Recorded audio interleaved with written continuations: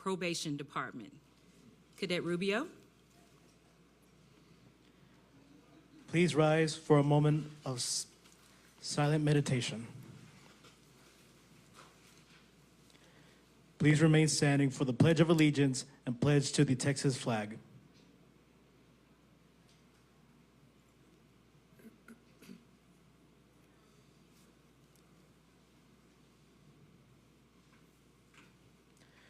I pledge allegiance to the flag of the United States of America and to the republic for which it stands, one nation, under God, indivisible, with liberty and justice for all. Honor the Texas flag. I pledge allegiance to thee, Texas, one state, under God, one and indivisible. Thank you, Cadet Rubio. At this time, we will hear from all of our registered speakers, both those who signed up to address agenda items and those who signed up for the hearing of the community. We are glad you are here and we look forward to hearing from you. Public comment during school board meetings will only be available to those persons who have signed up to speak prior to the board meeting time per current protocol. Verbal and other disruptions by persons during the school board meetings are not acceptable as they inhibit the board's ability to conduct business and the public's ability to observe those processes. Persons who participate in such behavior will be given one warning, and if the behavior is repeated, they will be asked to leave the meeting. Today, we have 40 agenda items. Without objection, we will move agenda items 5, which is BDD local, 9, which is DC local, 10, which is DGB local, 11, which is DNA local, 12, which was DNB local, 13, which is DEC local, 14, which is BP local, 15, which is BQA local, 16, which is EHBJ local, and 17, which is DP local, back onto the consent agenda.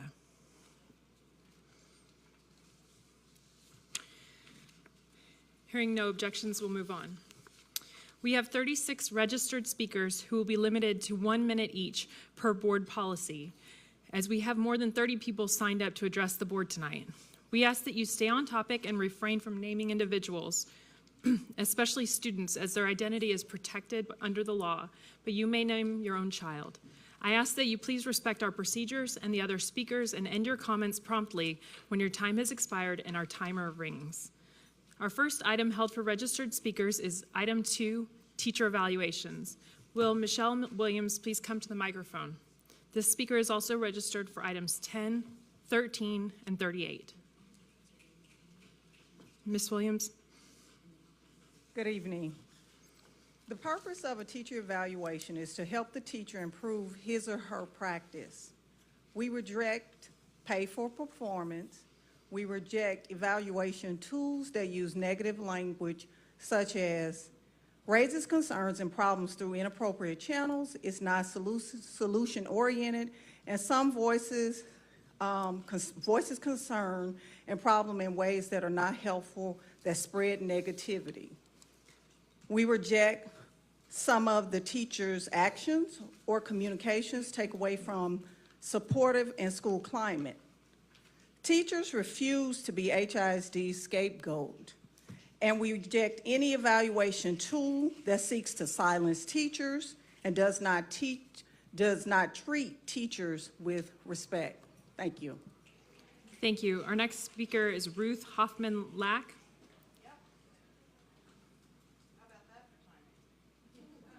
Is Ms. Lack here? Yes. Okay.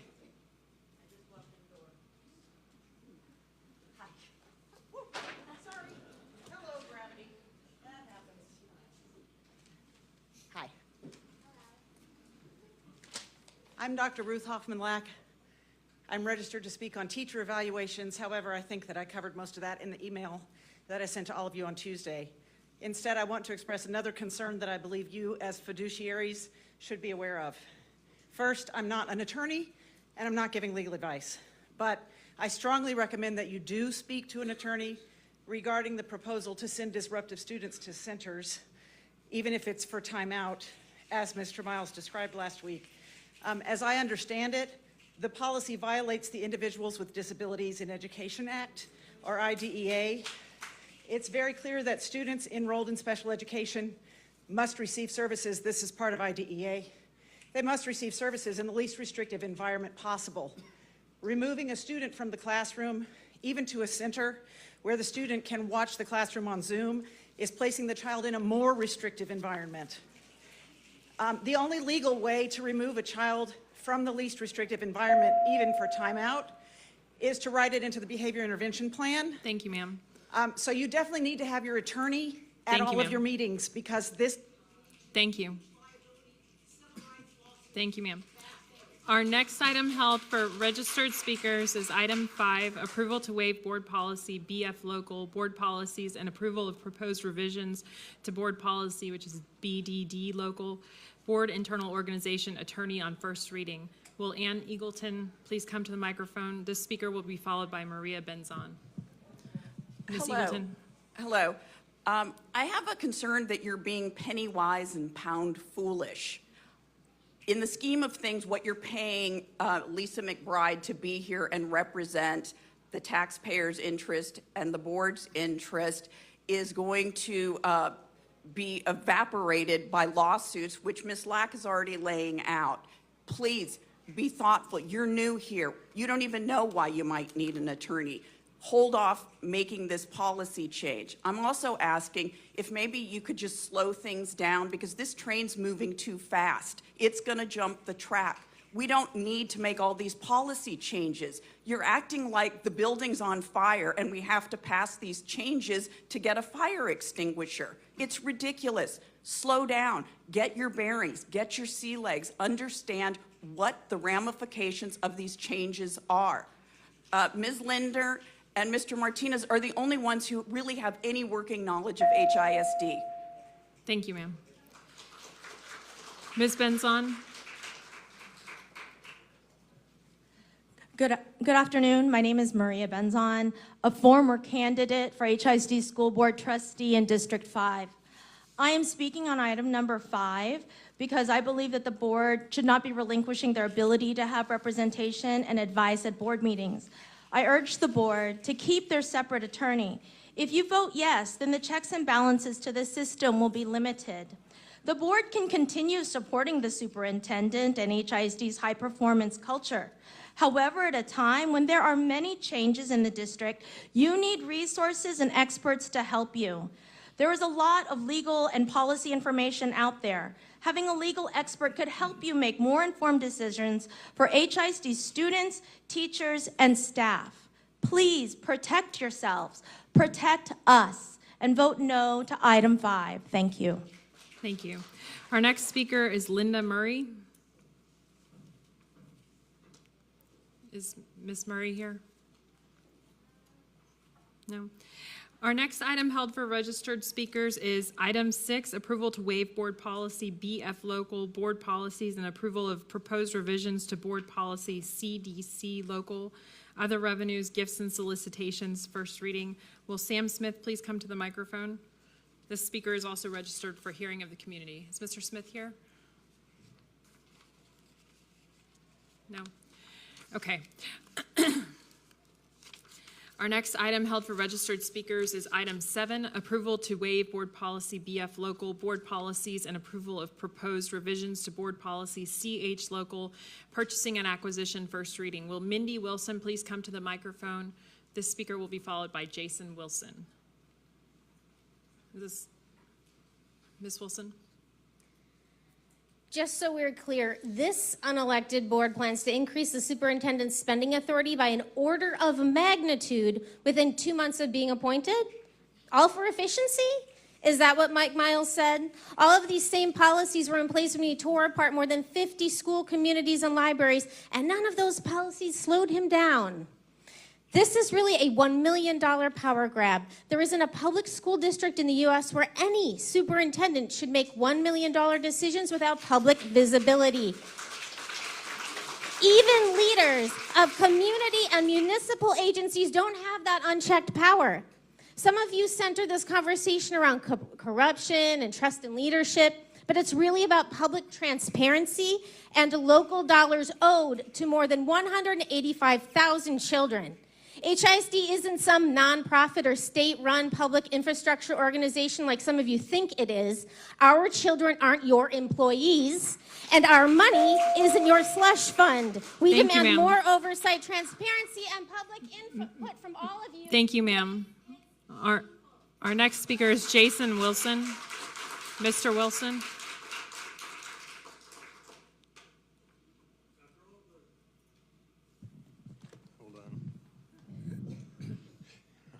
All right. Thanks, man. After all the bid rigging and other issues we've had to deal with in HISD, Mr. Miles, you have the audacity to ask to spend up to $2 million at a time without board approval. I see you've lowered that to $1 million after all the outcry, which is still ridiculous. This does nothing but decrease transparency into how our tax dollars are spent. During agenda review, you said bad actors are bad actors, and no matter what the spending limit is, it's not going to stop them from acting badly. You also said you wouldn't let your friends or other acquaintances in the district, political interest, or whatever influence your decisions in bidding on the bidding processes and awarding contracts. You said you could be trusted. Well, I don't trust you. Were you not investigated for this very thing as superintendent at Dallas ISD, using influence and intimidation to steer the board in awarding contracts? You even ordered the suspension of this investigation into your actions. The chief compliance officer overseeing your Thank you, sir. investigation said you Sir. contact. Thank you. Your time is up. Our next item held for registered speakers is item 9, approval to waive board policy BF local board policies and approval of proposed revisions to board policy DC local employment practices on first reading. Will Christy Brewster please come to the microphone? Hello, all. Your certified school nurse is yet back again. Board of Managers, the chosen 9, just want to speak to you a little bit. A lot of you have said that you were concerned about the educational process for the students of Houston ISD, why you accepted this appointment to this voluntary board. Well, it's showtime now. Show your concern. Vote no for all of these board revision policies. Don't be a part of the setup for this mess up. What mess up? Short-term, shortcut hiring, all come, no certification checked. Don't worry about your application. We're not going to check that either. Limited employee rights to no rights for the employees who may have some consultation concerns. And then the lack of transparency about my money, Houston ISD. So bless your hearts. Thank you, ma'am. And that's the Southern translation. Thank And you. God bless you. Our next item held for registered speakers is item 10, approval to waive board policy BF local board policies and approval of proposed revisions to board policy DGB local employee rights and privileges, personnel management relations on first reading. Will Daniel Santos please come to the microphone? The speaker is also registered for item 15. Mr. Santos. Good evening. I am Daniel Santos, Vice President of the Houston Federation of Teachers. I rise to speak on items 10 and 15. The consultation and district advisory committee policies as written are unacceptable. I sit on consultation. I am the co-chair of the DAC. Unlike the board managers, I was legitimately elected to both. On consultation, monthly meetings are necessary to address teachers' working conditions. Our meetings were never an obstacle in the past. In fact, district policies were more equitable because of them. On the DAC, teachers and community members require more than just 3 meetings a year. Our input is vital to strengthen the district improvement plans. The board managers, they claim they respect our voices. Show us. Reject these items as written tonight or amend them as the community demand. Thank you. Our next speaker is Andrew Dewey. Mr. Dewey.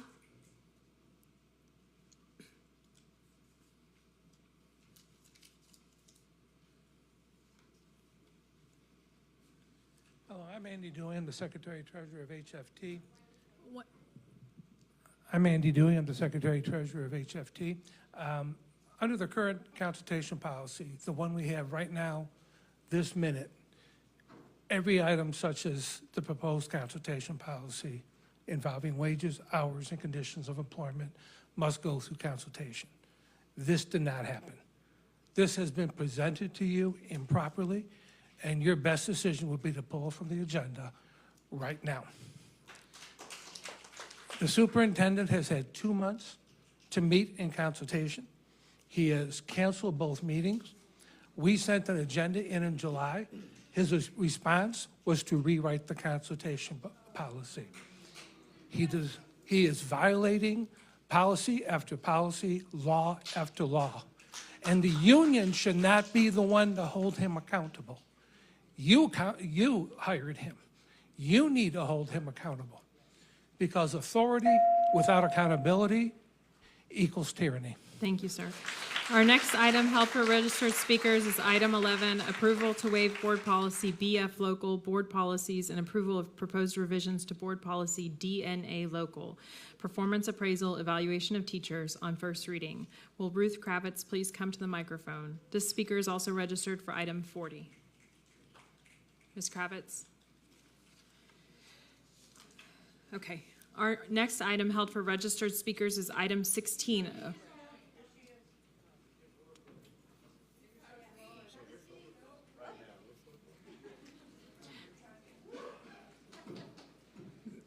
Ms. Kravitz, thank you. I'm so happy to be here, and I promise to speak for a shorter period of time today than I did last time, and I appreciate your patience. I've interviewed hundreds of teachers. There's so much I want to talk about, but I'll talk about just item 9. Sometimes you just know someone's going to be great. The teacher is charismatic and skilled and experienced, and they know how important building trust is to making magic happen in a classroom.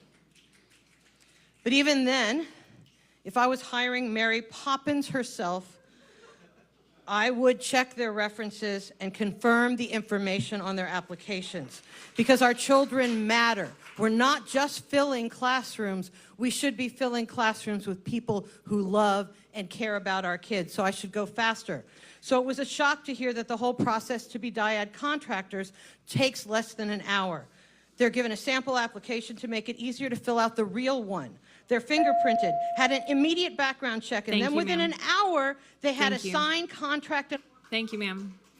Our next item held for registered speakers is item 16, approval to waive board policy BF local board policies and approval of proposed revisions to board policy EHBJ local, special programs, innovative, and magnet programs. Ma'am, who's at the microphone? Ms. Kravitz?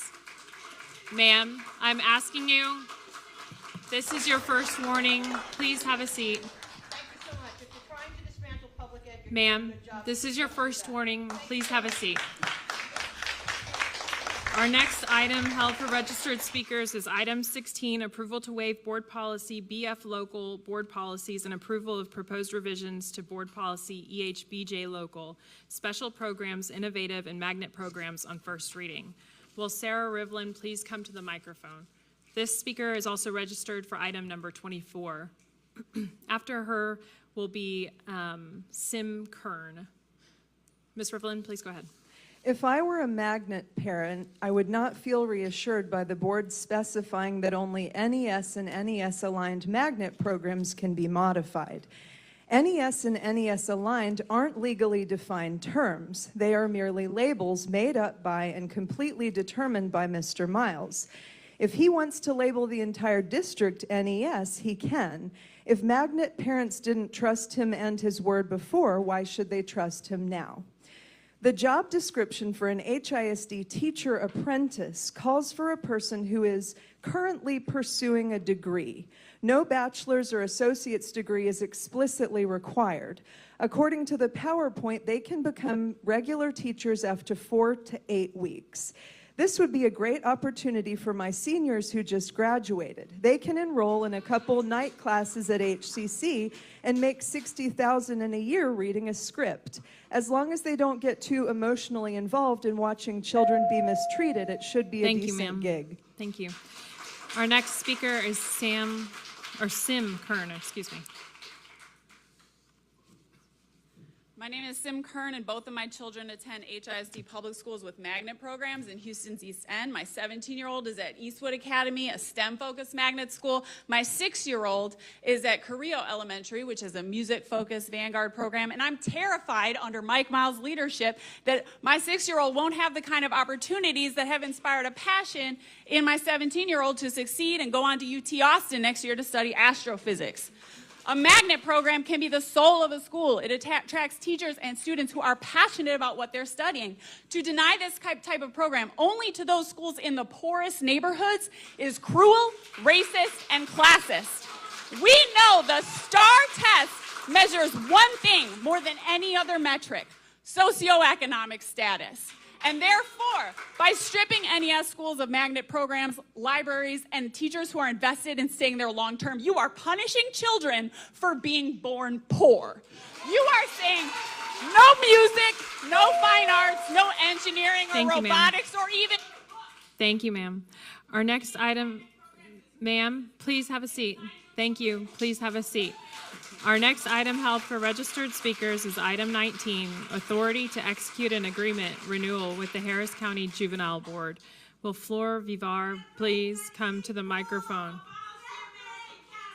Ma'am in the pink shirt, please, this is a warning, please don't disrupt the meeting. Ms. Vivar, please go ahead. I'm here to demand that my tax dollars not be used to punish children at school. I know the issue is allegedly lack of funds, but Governor Abbott has already spent over $4 billion on cruel and dehumanizing border security measures that only serve to advance his political career because he wants to be president. My tax dollars should be spent on grants for students to join sports or band or fine arts or any extracurricular activity or after-school programs. This has proven to curb behavioral problems. Some of these children might be battling undiagnosed learning disability issues that the school, instead of a punitive measure, should address using preventative measures, not punishment. Keep the libraries and add qualified staff to assess children so that they may receive the appropriate accommodations that will help them thrive in school when they show behavioral problems instead of labeling them as problem children. The schools that you are targeting with this undemocratic agenda are predominantly in Black and brown communities where awareness and access to services for cognitive or learning disability are not addressed due to lack of knowledge of them and lack of resources. My brother is a result of what you want to do in this school. Thank you, ma'am. He's currently going to rehab. Our next, thank you, ma'am. Please have a seat. Ma'am, thank you. Your time is up. Thank you very much. Our next item held for registered speakers is item 38, approval of new evaluation systems for teachers. Will Melissa Yarborough please come to the microphone? The speaker is also registered for item 39.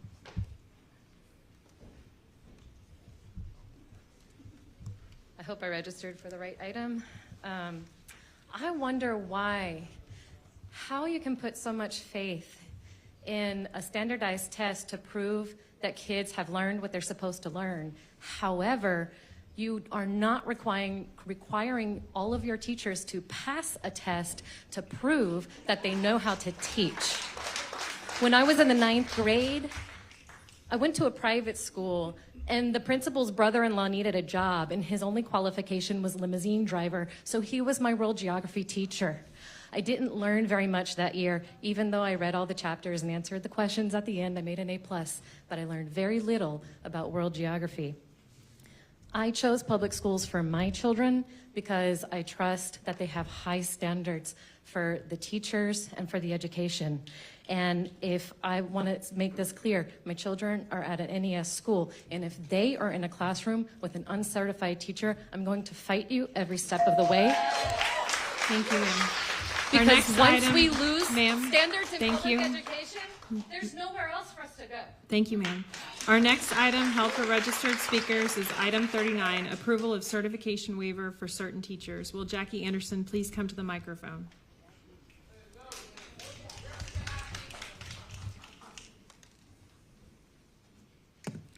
Good evening. Is it quality or quantity that you want?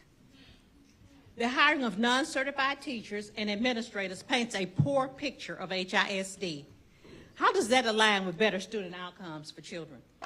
It does not. Research shows that non-certified teachers and administrators have low retention rates.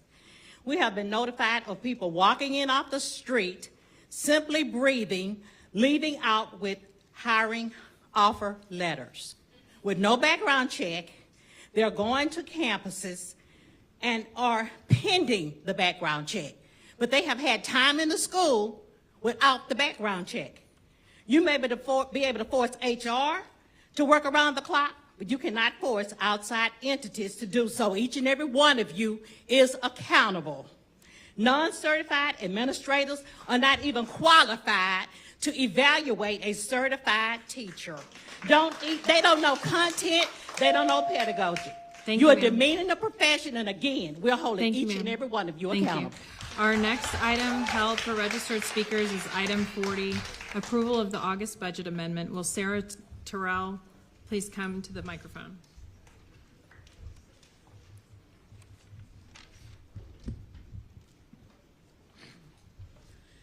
The budget amendment is the last item on your consent agenda, so you're going to pass it out of exhaustion.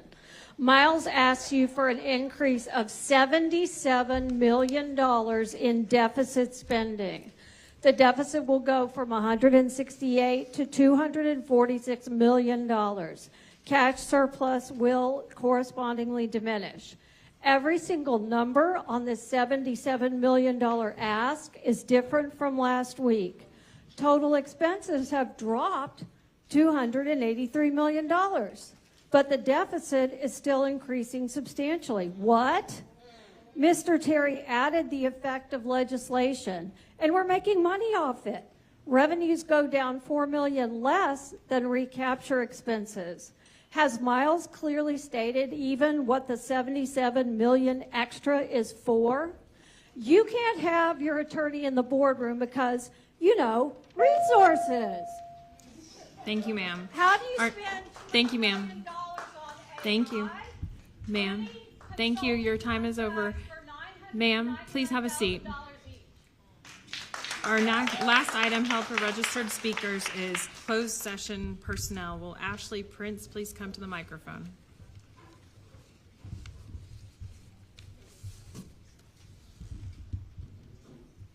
Ms. Prince. Good evening. I'm Ashley Prince, a certified educator, mother to 5, and children's book author with 15 years of educational experience in private, international, and district experience combined. I'm here today because I was offered a letter for hire for an NES-aligned campus and received a message that something had stopped my eligibility process. I came to Hattie Mae White Center and learned that I was terminated in 2017 by the board for performance upon a leave that I took in regards to the untimely passing of my then 12-year-old daughter. The attached letter that I sent to the board states that I'm writing this letter to serve as a request to propose a rehire status within HISD. I learned on August 8th of this year that a termination letter was sent out in 2017 and signed by a person who fraudulently undersigned it to be my stepmother. It's in my personnel file. I've attached proof of my current offer letter, support letters of the current principal, past principal, and retired principals of HISD. Thank you, ma'am. Thank you. We will now hear from speakers who registered for the hearing of the community. We will begin with those who signed up to address the board in the auditorium. Well, what? I don't know. Is there noise coming from them? Construction. Okay. Okay. Can we ask them to stop? Okay. Thank you. We will now hear from speakers who registered for hearing of the community. We will begin with those who signed up to address the board in the auditorium. Will Angela Raven Anderson please come to the microphone? She'll be followed by Brooke Longoria, Rosalie Longoria, and Ann Garcia. Good evening. I am here representing Wheeler Avenue Baptist Church. I am bringing 2,000 signed letters that I need to present to our Superintendent Mike Miles. These letters are a statement of opposition to the repurposing of libraries to detention centers. These letters represent the voice of the people. These letters represent our concern for the creation of separate and unequal learning environments for our students. These letters represent the fact that there is no research that supports the closing of libraries or the repurposing of libraries in the as a means of increasing literacy. Increasing literacy is one of our main interests within the social justice ministry of our church, because we know that literacy will help to derail the pre-K to prison pipeline. So I have these letters to present to you. Thank you.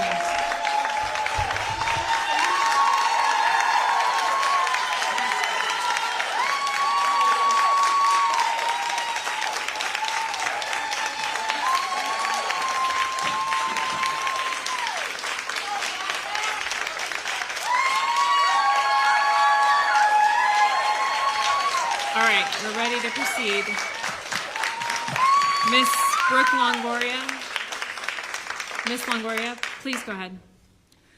I'm Brooke Longoria. I'm a HISD mom, attorney, and I work in a data shop, and I'm here today to ask why we are not making data-driven decisions at HISD. Dual language is a thriving program in HISD, one that exists all over town in a variety of zip codes. And now under NES, 12 schools will lose their dual language program. In an interview with the Chronicle, Superintendent Miles said that schools will retain their dual language and he will expand dual language. What he has described is not dual language, that is language enrichment. Dual language is a minimum of 50% instruction in Spanish and English. It has a focus on Spanish language arts, and it results in children who are bilingual, biliterate, and bicultural. He is doing this at the possible expense of leaving funding dollars on the table. I don't understand how, as a community, how that is a smart decision. And I also don't understand why we are not taking into account our multilingual learners and following best practices for them and what results in high academic achievement. Thank you, ma'am. We've got, is this Rosalie? My name is Rosalie Longoria, and I'm not just going to tell, but I'm going to teach you why being bilingual is important, because being bilingual isn't nothing. Being bilingual is a life skill. English and Spanish are two of the most common languages in the world. Fun fact, when you're bilingual, you can talk to so many people.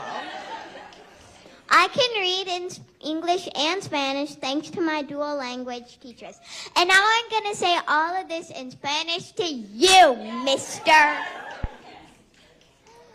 Ser bilingüe no es nada. Ser bilingüe, hablar de dos idiomas es una habilidad para la vida. Inglés y español son dos de los idiomas más comunes del mundo. Dato curioso, cuando eres bilingüe, puedes hablar con tanta gente. Puedo hablar y leer en inglés y en español gracias a mis maestros bilingües. And turn that bell off, please.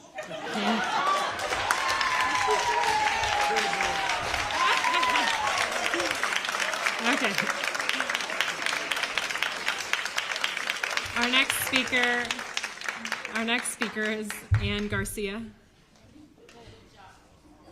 who will be followed by Placido Gomez and Savant Moore. Ms. Garcia. Yo no soy tan adorable como esta niña, pero yo estoy aquí también para hablar la importancia de una educación bilingüe. I learned to speak Spanish in Texas public schools, and this ability has expanded my life in so many different ways. Not only has it literally opened up the world to me, it has given me educational experiences and career opportunities. I have 3 kids in HISD, all in a dual language program. This was one of my top priorities for my kids because multilingualism has been proven to help a child develop superior reading and writing skills. Multilingual children have overall better analytical, social, and academic skills than their unilingual peers. An extensive study has shown that they have stronger cognitive skills, they get better grades, they attain higher levels of education, and earn more money. Que yo no entiendo es que ustedes están aquí para representar la visión y los valores de la comunidad, pero no están haciéndolo. Don't take away Thank our you. dual language education. Thank you. Our next speaker is Placido Gomez, followed by Savant Moore. Mr. Gomez. My name is Placido Gomez. I'm a former teacher and volunteer in HISD. Throughout this meeting, whenever the superintendent speaks about his plans to change the school system, I'd like you to ask him how he's getting buy-in from people who are responsible for implementing his proposed changes.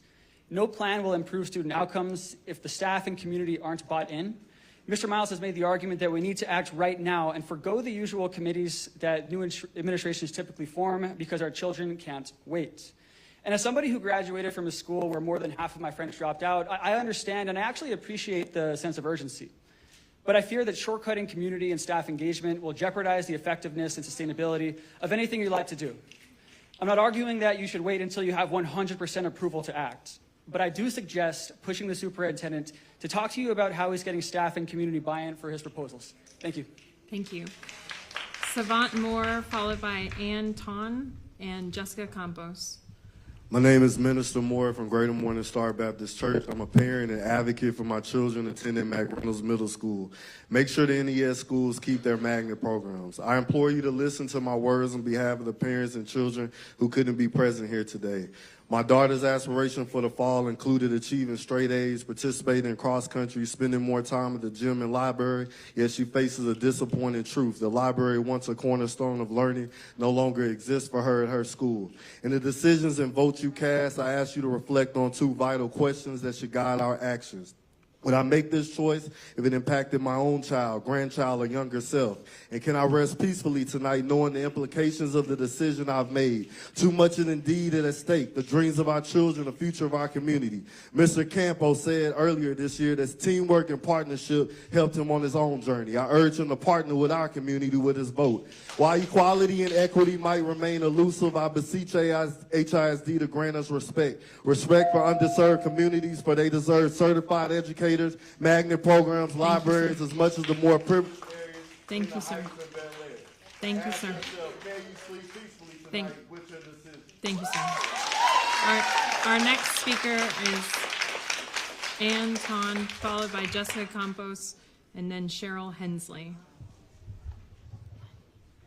Brilliant, beautiful child of God, and I can do anything in Jesus' name. My mom makes me say that every morning, and I believe it. Hello, my name is Sophie Amory Grace Rojas. I'm 10 years old, and I'm going to 5th grade. I'm glad that you're here today to hear me, Miles. I'm sorry. Is this Miss Ton? No. Or Mr. Ton? That's our next speaker. This is Jessica Campos' daughter. Okay, can we? Thank you. Yeah, but can we let the other speaker go ahead? Oh, was it you? I'm sorry. Sorry. Thank you. Ms. Ton, please go ahead. Thank you. I don't know how I'll top what that little girl said, but I'll try. Good evening. Good evening. My name is An. I'm a senior at Chavez, and I'm currently applying to university. So I've been spending a lot of time staring at a screen writing essays. At school, you can probably find me in the library. It's nice to sit down and relax and read a book or two. The last thing I want to do is spend my time staring at another screen. What HISD, what you are proposing, is another way to discipline students. You seem very focused on reprimanding students. Isn't it your job to uplift and see our students succeed? My school recently started enforcing uniforms that many families can't afford. Some schools don't even get students their computers. Are you going to force students into a room because of a single bare shoulder? Is that what you should be focusing on? Libraries aren't replaceable. Students and people alike go there to travel and learn about new places just by reading a few lines from a page. I'm not asking as a student, but as a person. Don't replace a learning environment with a punishment. Thank you. Ms. Jessica Campos.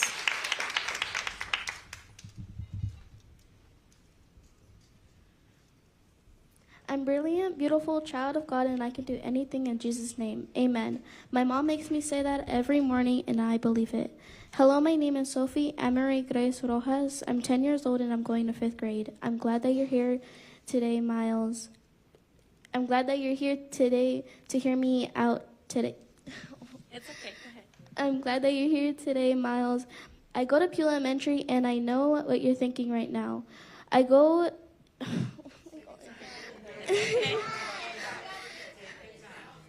know what you're thinking right now about all the my library. Of course, I'm going to talk about my library. I have dyslexia, and I need to know my history and know how to read. But I can't because you took away my library, and I'm not sad. I'm extremely mad that you took away my teachers, but do you see how I'm reading this right now? It's all because of my teachers. I couldn't do this last year. I feel like you don't care at all. Away, my best friends, my family, which is my teachers. I love them so much, but you wouldn't understand because you never came to our school to meet us. Changing the libraries to a detention center, that means that you're thinking that we're bad and rude kids, but we're not. We are brilliant, beautiful children of God, and we could do anything in Jesus' name. Amen. Thank you.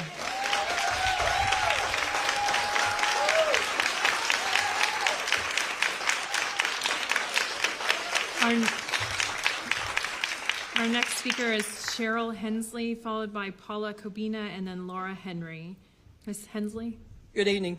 Thank you for this opportunity to speak. My name is Cheryl Hensley, and I've been a certified librarian for 39 years, and I've loved every single minute of it. The library is more than checking out books. Please listen. It's more than checking out books. I've listened intently to this rename calling of the Zoom rooms, the discipline centers, the team centers. All you're doing is renaming, dismantling, disstaffing the library, the heart of the school. Libraries are a community. Libraries give students a choice, reading by choice. When they take it home, they'll read it 10 times over because they got a choice. Library programs impact every student, every school, every day. You represent the students, these students in HISD, and many of you have children in schools at HISD or have had kids in HISD. Is there a library in your school? Is there a librarian? Would you send them to a school that doesn't have a choice? No choice? What is it called? Reading is a priority? Reading exists. Equity exists. Thank you, ma'am. This is my point of view. Thank you. Paula Kobina, followed by Laura Henry, and then Hayden Cohen. Ms. Kobina? To the Board of Managers, when F. Mike Miles attended his last Meet the Families tour of schools at Christmas Attucks Middle School, I was able to give 2 Board of Managers, Rolando Martinez and Paula Mendoza, a letter entitled Total Disregard for Your Chosen Purpose from a business leader of the community who is also a Houston Black retired police officer and Vietnam War veteran. They were given several copies to give out. On yesterday, I was able to turn in the copy and register to speak on this evening. I have copies of those letters from Ms. Audrey Momania and the Secretary, Angela Lamont. It is of great importance that this correspondence is not overlooked, but regarded as a crucial means of solving and repairing the breach between the state government, city officials, and all stakeholders who are part of the education process in not only Houston, but the entire state of Texas. From Paula Kobina. Thank you. Thank you, ma'am. Our next registered speaker is Laura Henry. It looks like occurred to me as I walked around that the pictures in this room, they're all kids in their school libraries, happy. And then it occurred to me that, I have to finish. It occurred to me that this room is the room where my kid's done Name That Book since the 1st grade. She is a sophomore now, and she's sitting in the hall because we didn't sign her up right to give a really heartfelt speech. But I'm here because I want kids to get what my kid has. My kid has a librarian. Not everybody may love libraries as much as my child, but some kids in every school will. Those kids will discover stories and learn ideas and explore places they won't discover anywhere else in the school building. And every child, no matter how frequently they use library services, deserves the opportunity to get to know the library and what it can do for them. Librarians teach students how to develop relationships with books, and they remind the students to pick up another one. We need this repetitive book whisperer over and over again. It's easy to forget that you love reading if you stop reading for pleasure. Can I go a little more? Thank you, ma'am. Thank you. Thank you. Laura Henry is our next speaker. Thank you. Oh, apologies.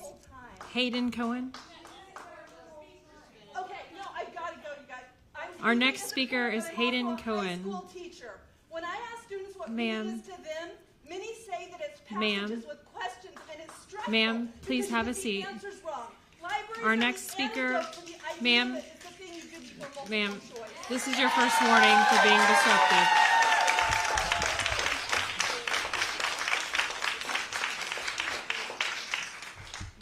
Our next speaker is Hayden Cohen.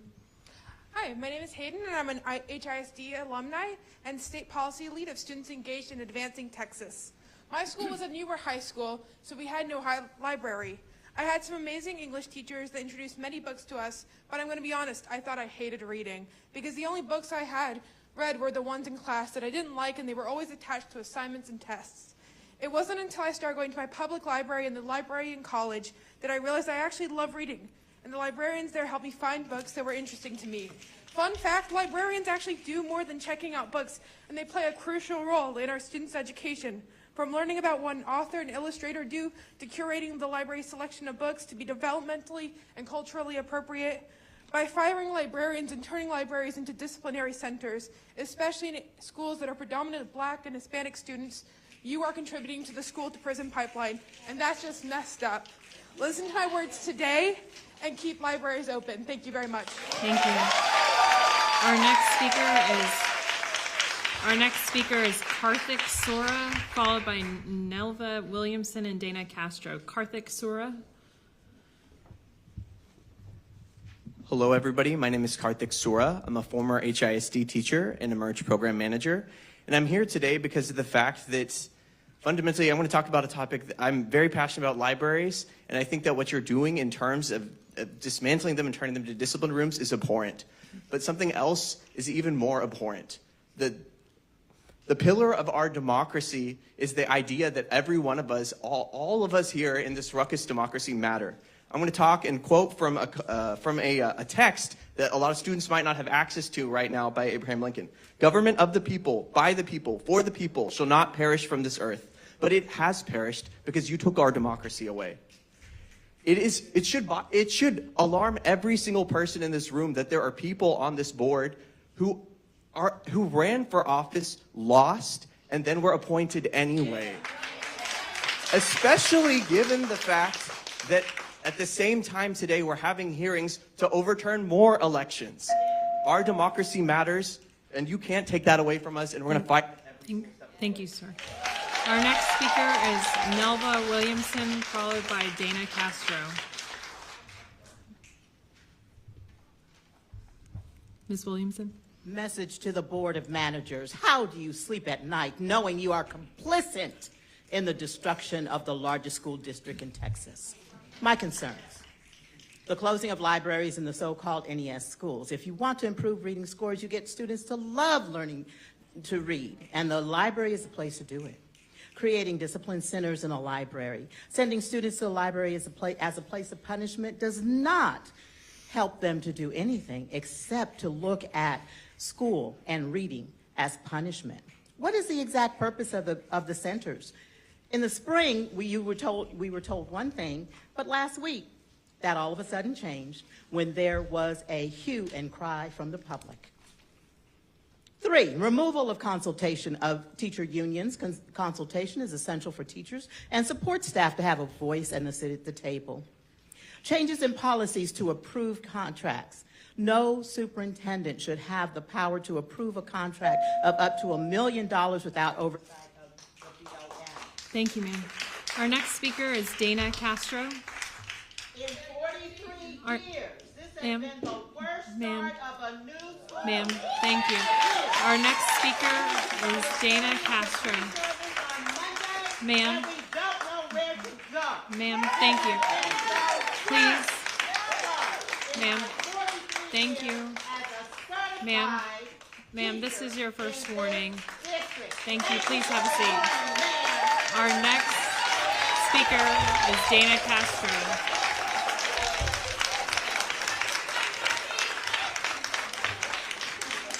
Ms. Castro, please go ahead. While you guys keep rushing us, just remember you had only 2 months to get ready. We had, what, a week? So again, we find ourselves fighting for our autonomy. I don't understand your reasoning for speeding up, but you guys know because you weren't elected. Okay? You're speeding up the process by excluding public opinion. But again, we aren't here for you and yours. We're here for our kids right now, who depend on public and school libraries. We need to find a compromise with your principals. Screw them. Ignore them. Talk to your principals, parents. Find a compromise. See who's willing to negotiate. More importantly, I'm getting nervous. More importantly, we depend on our schools being safe. When intruders are infiltrating our schools, specifically my child's elementary school, 3 times last year went on lockdown. Professionalism goes out the door. So keeping our classroom doors closed and locked is a no-brainer. Your doors at home are locked. Your Thank you, doors ma'am. are shut. Thank you. Child in school shouldn't have the same safety as Thank you, there ma'am. at my home. Next, we will hear from registered speakers who signed up to speak. Ma'am, thank you. Your time is up. Thank you. Next, we will hear from registered speakers who signed up to speak virtually via Zoom. Zoom speakers, please remember that we must see you live with your camera on as you speak. Ms. Smith, please identify and admit our speakers. Jason Oliver, please turn your camera on. You may begin.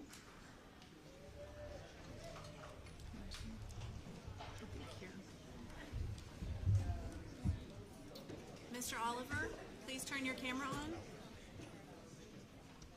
You may begin when your camera is on. Go ahead. Hi, I'm Jason Oliver. I live in HISD. There are so many indefensible policies. It's really frustrating that we don't even have time to look at which ones might actually be good for the district. This is poor policy making. You all know that, right? This isn't just the HISD community that's pushing back on this. This is the entire country. We have real needs that are needed in HISD. We have issues with chronic absenteeism. We have issues with teacher retention. We have issues with teacher working conditions. We need support staff like counselors and, of course, librarians, right? This is your time. We need you to show us for HISD students and community. This is your time. Thank you, sir. Our next speaker is Erin Klein, if she's on Zoom.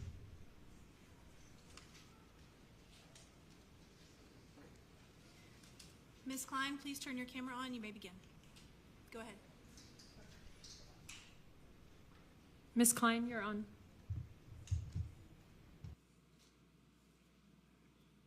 Ms. Klein, you're on. Please go ahead.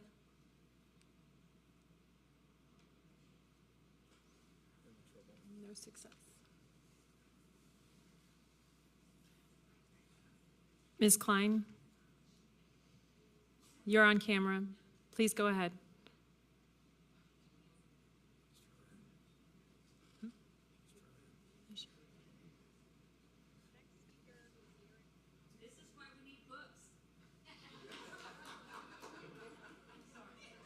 What's that? Okay, that concludes our hearing of registered speakers. We are ready to consider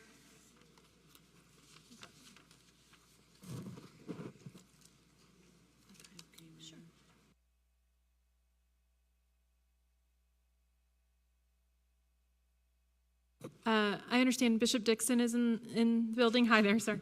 I understand you might want to speak. Is that right? Please go ahead.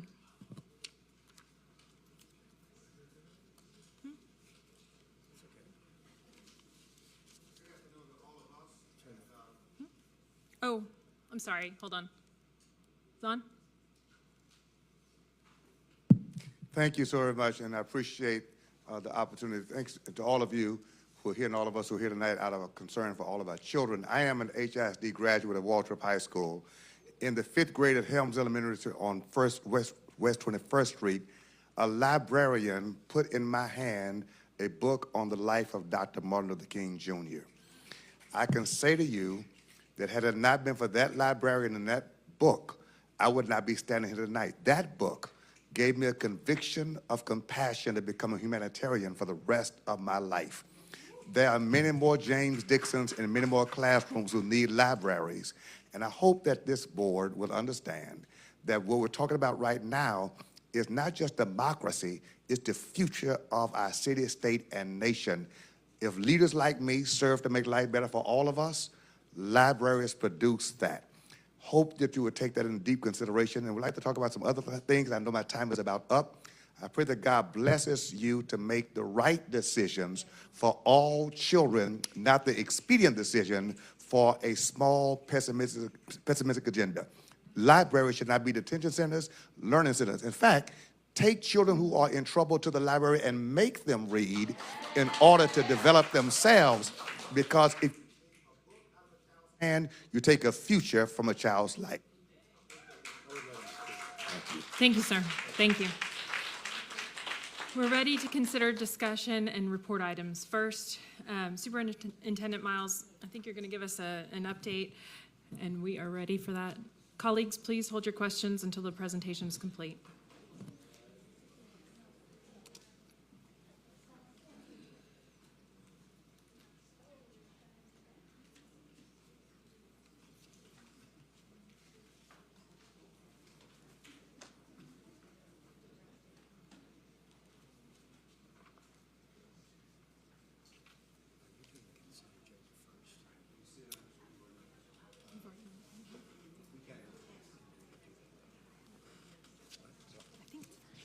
All right. Thanks for giving me a little bit of time to report out. I want to give a quick update. The first thing is we're down to about 63 teacher vacancies, and we will start the school year off hopefully with 0. And of the teachers that we've hired, remember at the last board meeting I said there were 84 teachers without certification. They all have bachelor's degrees, of course, but 84 did not have certification. Now it's 87. So we're almost at 0, and it's only 87. That's less than 1 per. Please stop interrupting the meeting so the board can understand the update. No, actually, this is the board's meeting, and superintendent is updating us. Thank you. Yeah, this is a meeting of the board in public. This is not a public board meeting. Thank you. So I will continue to address the board. So that is great news. That's great for our kids when we start the school off with 0 vacancies. Last year it was 644. And I hope the board understands how difficult it was just to get to that number already. And if we can get to 0 and not have any unfilled classrooms, that's going to be a great thing for our kids. And your HR department, your division superintendents, the ones right behind me, have done an excellent job. They've been working overtime to do right by kids, and it's happening. The other thing is that happened this week is principals and executive directors and actually division superintendents went out to Ector College Prep in Odessa. 1,400 middle schoolers started a week ago on August 2nd. And on Monday was their 4th day of school, and they had about 70 administrators walking the halls. But it was worth the trip because the principals got to see what we're talking about. Yes, we've trained them. Yes, we've given them video clips. Yes, we took them to Forest Brook and Shady Dale, and we showed them the actual team center with the desks. We showed them how it would look, but there were no kids in the building at the time. So taking these principals to the school and showing them a team center, they were amazed. They actually now understand what a team center is. They could see it's a place of study. Many of them asked, well, where are the discipline kids? And they were pointing out there's one kid sitting over here while other kids were working. That kid is also working. It's not an ISS. I said, well, where's the in-school suspension room? There's no in-school suspension room, which is real detention. We got rid of those in the NES schools. So they got to see that. They got to see the kids in there. They got to see the kids early in the morning at 6:30 and 7 o'clock pull books off the shelf and read, because in the team centers you can't just sit. You can just sit in the cafeteria in the morning, but you can't in the team center. You have to work. And if you don't want to, you can stay in the cafeteria. But you can go to the team center. They got to see kids sitting in the team center before school, pulling books off the shelf, reading, putting the books back, and then going to class. They saw that also after school. So they get to see it, and we invited them, of course. Well, we sent them, and we invite anybody else before they have the wrong idea of what's going on to actually go and see. Because a picture's worth 1,000 words. Actually visiting is even more important, especially for leaders to go out and see. And when the 28th comes and that whole week, even though it's the first day, and and kids are still finding their way, you're going to see it in action. And I know the board will go out during the first week or second week of September, and hopefully other people will go out and actually see it before they misinform other people about it. So that's what's happening right now, and they're coming back today. They may already be back, but that's a quick update. Another thing I want to talk about just briefly, because we talk a lot about logistics and processes and systems on how to hire, how to write the curriculum. And those are important. Those are what we call processes. We talk about capacity. People are correct to question how strong the teachers are, and we're going to talk about teacher eval in a minute. That's capacity. By the way, the middle circle is leadership density, so we know that we have to have all of those. But one of the things that superintendents rarely talk about is culture. And they rarely talk about what that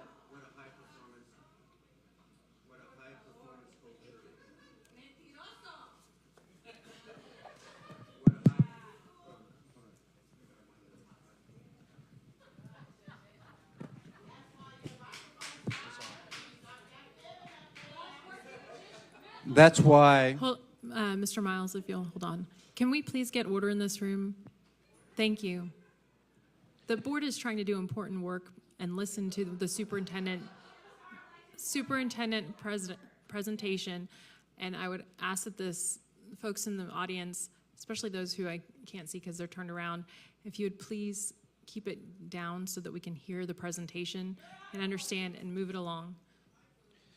So, so culture. If somebody in board services can please go to the back of the room. I can't identify folks who are interrupting at this point. All right. Can we please proceed? Go ahead, sir. Yes, ma'am. So, and by high performance culture, I mean the following. Look, we have a lot of people working hard, but we also have past practices that impede the work. And so one of the things that every district has to do if it's going to move effectively and efficiently and really help the principals and teachers is we've got to work more on the right-hand side of this chart. We have to have higher expectations.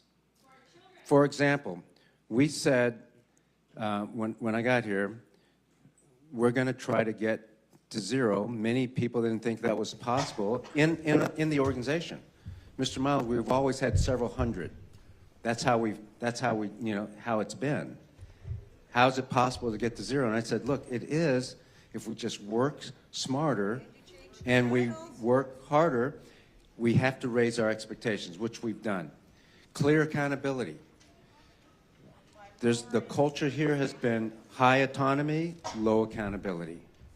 And I think most people can understand that's a recipe for inefficiency, ineffectiveness. We have to have a figure-it-out mentality, not learned helplessness mentality. We had to be outcomes focused versus checking the box, going through the motions, or just going through process. This stuff is hard. And I just need the board to know that we're going to work all year on this. This is something you can't do overnight. Yes, we can, not many other districts can, but we can get vacancies down within 2 months to almost zero. That's a feat, but that's not even as hard as doing what I'm talking about on this slide right here. So I just wanted to mention it briefly so that as we go throughout the year, I will report out every once in a while. Again, we've got a lot of people working hard. We do have a culture that needs to move more to the right than the one on the left. And that's going to take some time, and we're going to work at it. And then we will have a high-performance culture, and things will work much more effectively. Let's talk about teacher eval compensation and support. I know the board has had this, and it's been on the website, this teacher evaluation compensation and support document. There's 70 pages, I think, so there's a lot of detail. I'm not going to go through all that detail tonight. I'm going to move pretty quickly through these slides because you already have a lot of the information. But I did want to highlight just a few things because this is really important and actually addresses the notion of what's a high-quality teacher. We did get feedback, and we sent out surveys. We sent out a couple, one to NES and NES Align, teachers, administrators, shared decision-making teams, parents, community members. I didn't put all of this on there because you have it in your packet. So just to make things easier to read, this is a question that we sent out a couple weeks ago that says, should effective teachers be paid more than less effective teachers? And you can see the results there. The number, almost 100 strongly agree, 40-some agree. This is NES and NES Align. So you can see that's a lot of people who are mostly agreeing and strongly agreeing. Then, if you just add all the parents, the community members, and the teachers, all together, you can see the numbers there. Strongly agree and agree by far. This is a good sign from our community and again, I'm sorry, Mr. Miles. That's all right. Can we please not scream out in the middle of a presentation? Thank you. All right, and then the Ma'am, please. I see you're leaving the meeting. Thank you very much. So Okay. then one of the questions, similar question we sent to non-NES and NES aligned teachers, administrators, shared decision-making teams, and then parents and other community members. And you can see, again, there's more people responding to this because there's more non-NES folks. Strongly agree and agree were by far the highest. If you put them all together for non-NES and non-NES align, you see that the numbers are really high for agree and strongly agree that effective teachers should be paid more than non-effective teachers. And then if you took all the surveys together, regardless of NES and NES align, that's what all means there, regardless of NES and NES align, you can see 300, almost 300 strongly agree, over 150 agree. And if you count the parents and community members, it's even higher. So a lot of people took this survey, and that's what the result is. In the end, 80% of the teachers who took this survey, who responded, agree or strongly agree. 88% of administrators and 81% of all respondents. Here's something to think about, though. What this says is, once again, regardless of the naysaying, most teachers, administrators, and actually parents and community members agree. They're stepping up. They're saying what we had before is not good, because we don't have in HISD until now a pay-for-performance system. We don't. And yet this group of people is saying that we should have something like that. We asked a couple other questions real quick of our NES and NESA, We also asked about non-NES and non-NESA. Another question. This one is, what percent of the evaluation should be tied to student achievement? This is the question we sent out. What percent of the evaluation should be based on student achievement data? 0%, 20%, 30%, 40%, or greater than 40%. And you can see that very few people said 0%. Most said 20 to 30. The way you read the graph is there's a number on the left-hand side. That's the number of respondents. And so you can see that there's a lot of people who voted for 20%, 30%. Some even thought it should be 40%. 20 people thought it should be greater than 40%. And so if you look at this is a different question. This is for non-NES and non-NES aligned people in the survey. If you look at this question, is the quality of instruction is best assessed through frequent spot observations. 77% of teachers, 88% of administrators, and 62% of shared decision-making committee members said yes, they agree or strongly agree that there should be spot observations. These are regular, frequent coaching. Once again, I'm impressed with the teachers and administrators and shared decision-making committees that said, look, what we're doing, this old-fashioned way of not going into the classroom, waiting every 6 months or 4 months before you get a visit from your administrator, that doesn't work. This group is saying, yes, we need frequent spot observations.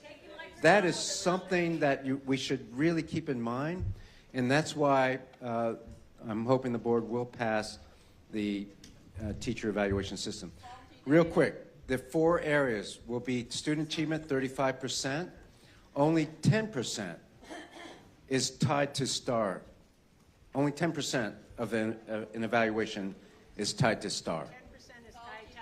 35% is tied to achievement data, though.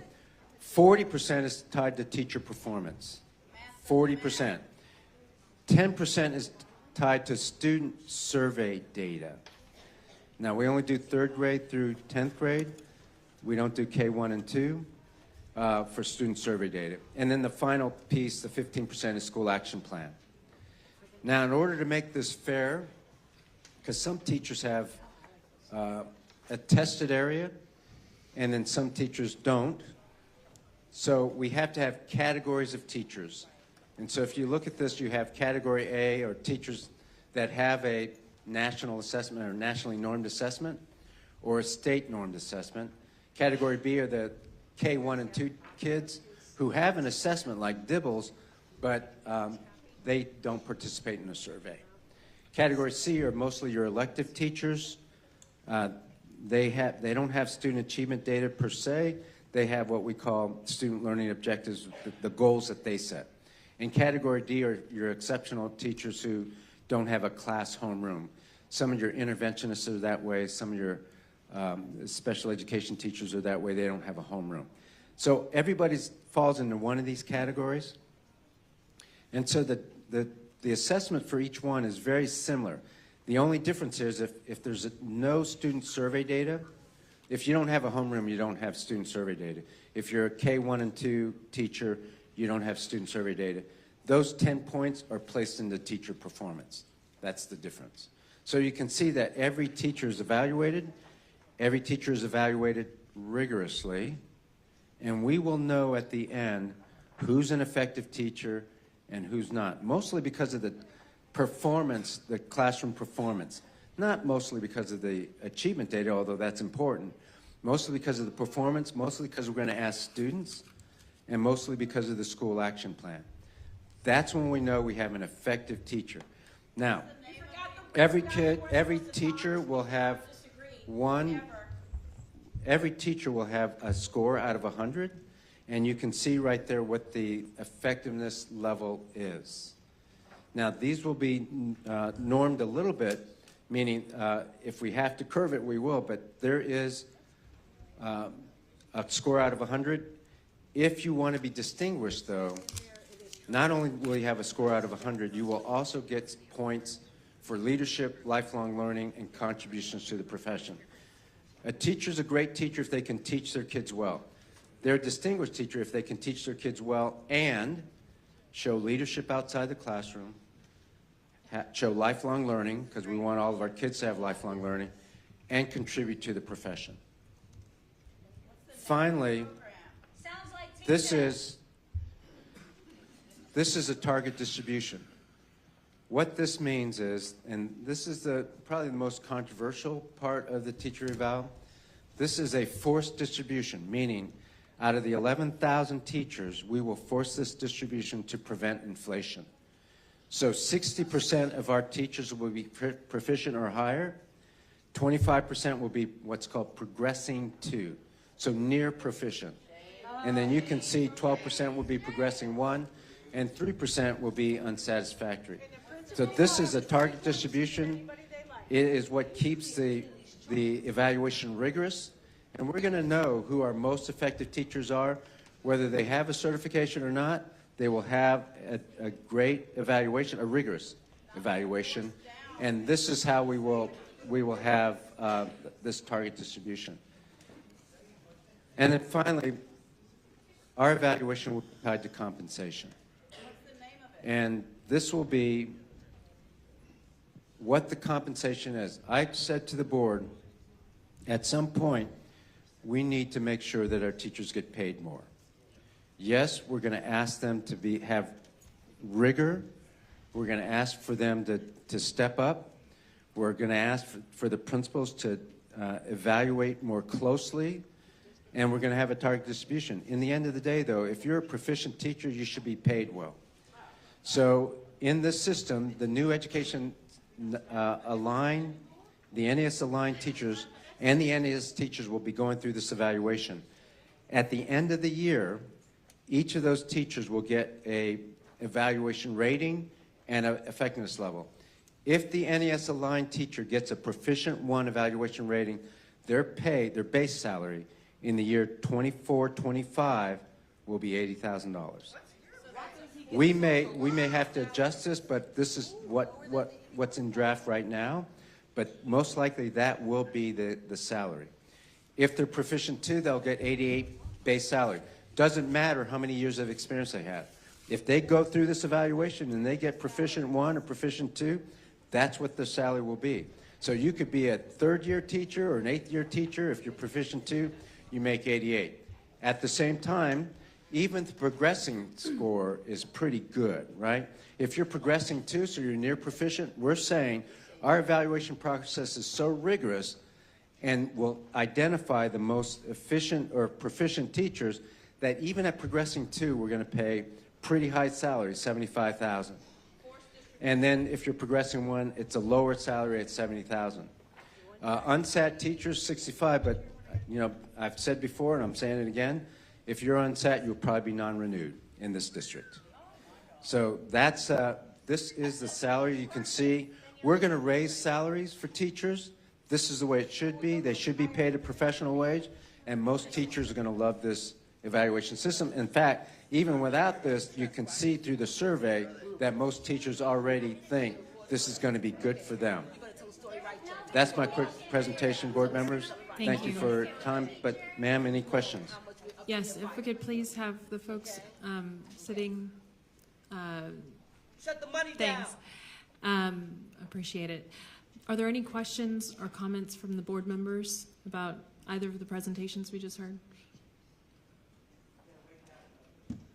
Ms. Flowers. Thank you for the presentation, Superintendent Miles, and thank you to the staff for all the hard work that has happened over the summer. We know this was a behemoth job. Can you hear the me? folks in the back please be quiet? We're trying to do board work. Thank you. I want to express our appreciation to the staff and all of the work that has gone into getting to this point today. My question is about the reflective kind of evaluative process that you have and that the staff has about this evaluation model. So at the end of the year, how will you assess how it's gone, and is there a feedback loop for teachers to give comment and input so that as you improve each year, how has that worked into the process? That's my question. Yes, so we will keep really good data on all of this. We will also have our shared decision-making committees meet regularly to talk about it. Principal Advisory Committee will be in full effect.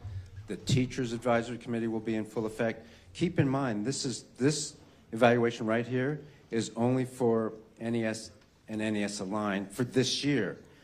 The other teachers, 188 schools, so 7,000 teachers, will not have this evaluation. They will have a truncated version of it, and you see in the handouts that for this group, the 188 schools, except if you're probationary 1 or probationary 2, you need this similar evaluation to this.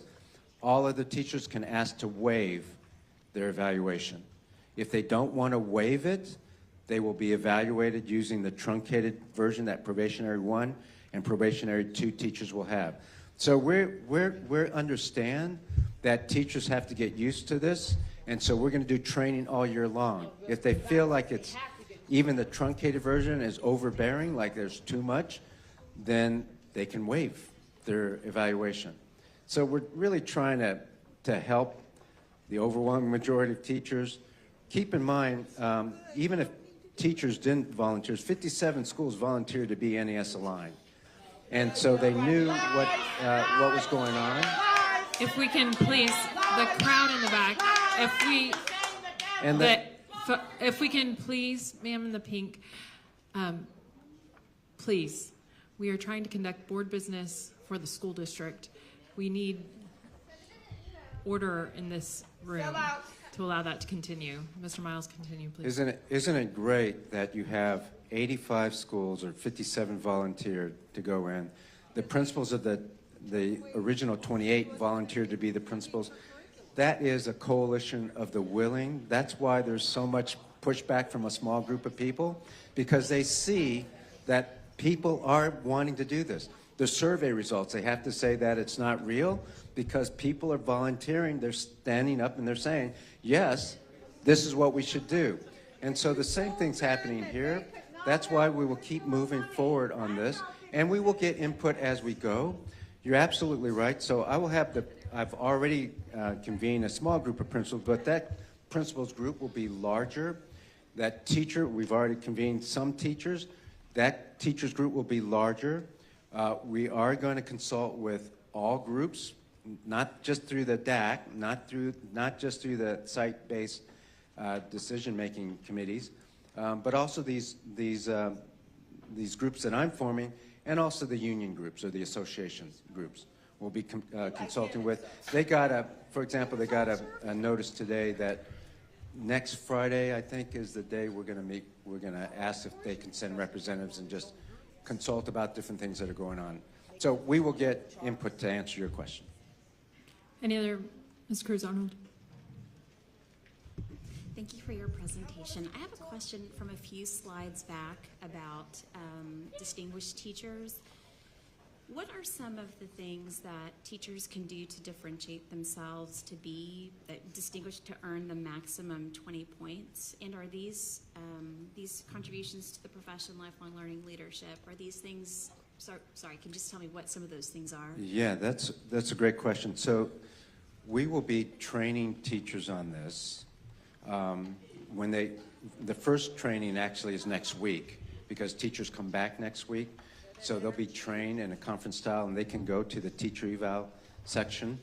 And we're going to talk about this. There's a rubric for each one of these for leadership, lifelong learning, and contributions to the profession. So they can look at it early. But we're talking about teachers who contribute. For example, they may mentor another teacher. They may share their work with another teacher. They may work in a committee to help kids. They may download data, manage that data, and put it in a graph so that their colleagues can see it. So this is a way for teachers to help teachers not just be a great classroom teacher, that's number one, and help your kids exceed, but also to help others. And in this way, we also build camaraderie and teamwork, because you can't be distinguished without going through this process. Lifelong learning, those who continue to have continuing education credits, for example, or maybe they just take an online course, or they learn how to use AI, and they can show that they're a lifelong learner. That's what falls into that category. Leadership is almost anything where they're contributing as a group, leading a team, helping their colleagues, leading a PLC. A great opportunity is when you present at a conference and you're helping others, or you agree to lead the PLC, or you agree to organize the after-school activities. So you're stepping up. That's what those are. And it's a great way for teachers to contribute to the school, but also contribute to their colleagues. So if you're that type of teacher, because one of the criticisms is always, well, this promotes competition. If you're the type of teacher you don't want to share, you just want to stay in your classroom, you want to just do your own thing, you will not be distinguished. You might be proficient, but you will not be distinguished. Thank you. It sounds like this is something that, these are things that are accessible to teachers at all campuses, but will you let us know throughout the year if there are funding needs to make some of these things, like going to conferences, accessible to all teachers? Yeah, that's a great idea. They have professional development days, but I think we haven't even looked into whether or not we fund conferences, and maybe that's an area we need to do. There's a folding chair. Other questions, Ms. Ozanne Bandy? Thank you, Superintendent. I have a question. I think a lot of folks in the industry are familiar with force rankings and bell curves and things like that for performance. My question is around the leading indicators of an unsatisfactory teacher or even a proficient and distinguished teacher, and how that is going to be used to supplement, help, mentor, intervene when there are indications of a teacher not meeting that proficiency. Yeah, thanks for asking. Great question. The leading indicator is the quality of instruction. Even in the first week of school, our principals will be coaching teachers. It is a requirement in the NES and NES Aligned schools and actually the entire district, because the principals will also be evaluated on a pay-for-performance system, and they will be conducting coaching on the job every day. Every teacher should be at least visited every day by somebody, an AP or an administrator, every day. And they should not get Can we please? Thank you. They should just get an indication of what's going well. They should be validated, but they should also get a tip for how to improve. That will happen across the system, you'll see.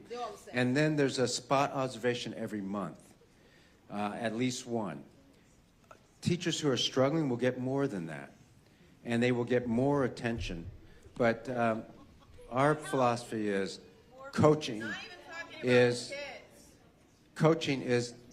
how you improve. It's day to day. It's not once every 6 months or once every 3 months. It's not, I set an appointment for October 18th and that's the day I'm coming in. That's not how you grow. How you grow is on-the-job feedback. Any questions on this side? Good Mr. afternoon. Martinez. Yeah, good afternoon. A couple questions. First of all, I want to congratulate you and the administration, the fact that we have a small number of vacancies. That's something to be excited about. Thank you. And that's a good thing, right? I think we need to recognize when there's good things from a community perspective. We need to have teachers in the classroom. I do have a question about the evaluation. I think the same screen that you show with Board Member Cruz Arnold, if you can go back to that one. The target distribution? Yes, target. Yes, that's right. And so when we look at unsat, so with the number of teachers 3%, so we at a minimum, if I understand you correctly, we should have turnover at least 3% every year if we go just to that. So here's my question to you. What happens in instances where we have teachers that have been proficient or something else for 4, 5, 6 years, and then they get an unsat for that 1 year? How are we treating them? Yeah, so if you look at and I know it's a long document, but the answer to the question is every year you get a rating. That's a number out of 100, and it's attached to a proficiency level.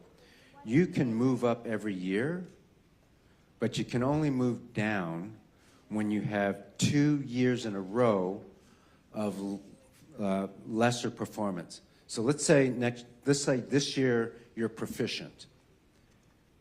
The following year you get progressing 2. Your salary will remain proficient. The following year after that you get progressing 2. That's 2 years in a row of less than performance. On that third year, the following year, so you'll be lowered 1. Even if you get progressing 1 and progressing 1, you were proficient, you won't be reduced to progressing 1, you'll be reduced to progressing 2. And that takes 3 years, 2 years of evaluation, and on the third year, you'll get a lower salary. So it tries to it gives the teacher the advantage. So you're not fluctuating like this.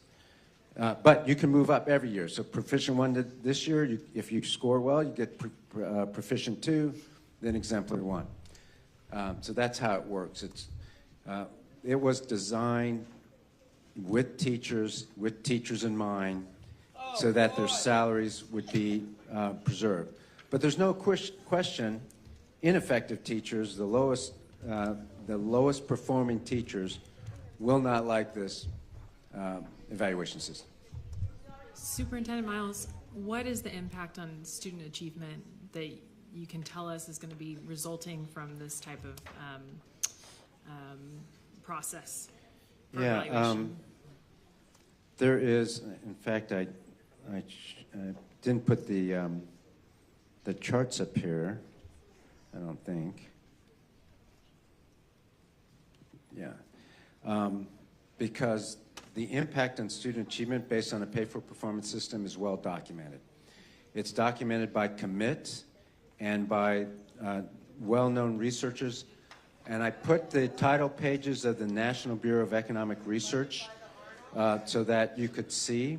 I'll send them to you if you don't have them already. The National Bureau of Economic Research, the title pages, you can see they were done in March.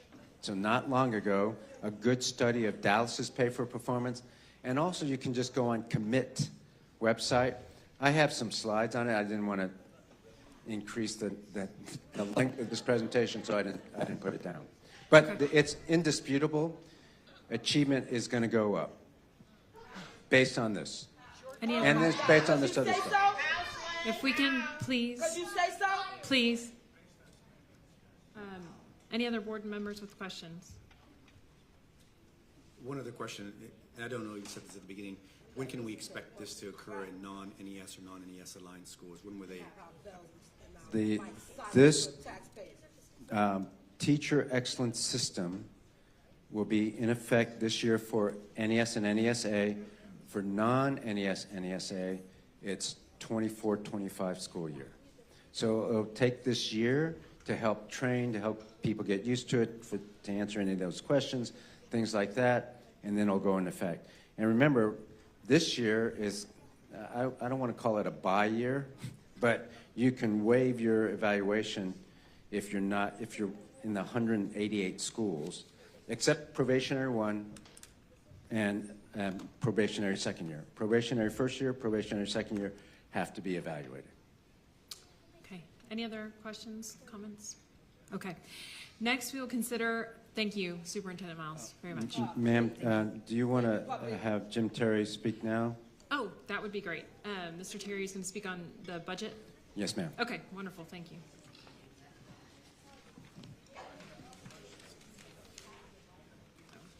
And for the board, the budget amendment sheet is in front of you, should be.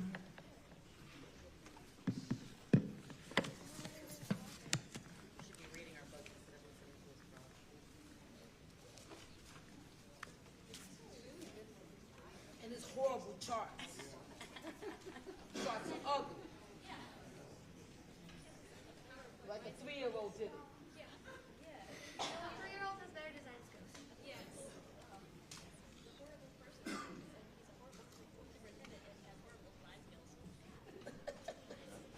You should make us read in the library instead of letting us play bongos around on our computers.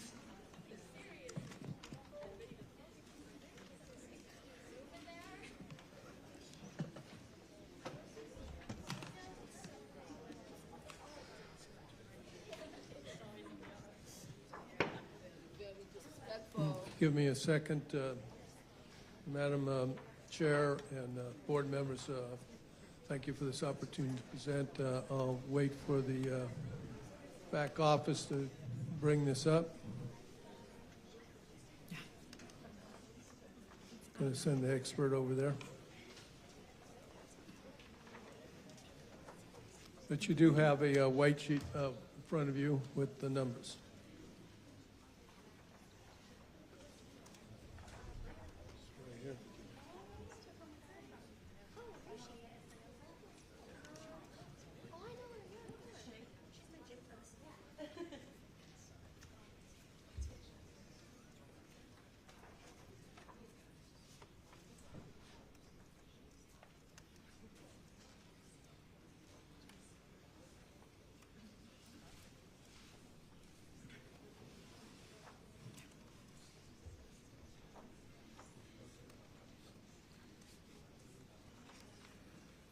So last meeting, I brought you the adopted budget, which was